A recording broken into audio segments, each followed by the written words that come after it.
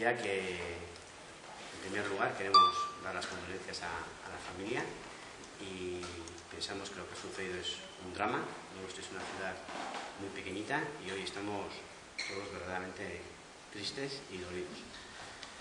Ponemos a disposición de la familia, como no, todos los servicios de este ayuntamiento para cuando fuera necesario. Decir también que la zona en la que se ha producido es una zona caracterizada por los desprendimientos que ha habido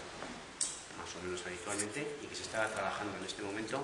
para que no se produjeran más y para consolidar esa ladera. Se ha encargado y se están trabajando ya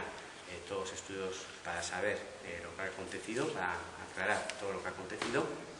y mientras tanto, mientras hagan estos estudios, permanecerá cerrado este tramo del Paseo Nuevo, desde la fotográfica hasta la rotonda, y esto va a suponer que a Semana Grande pues también estará cerrado este tramo, por lo menos.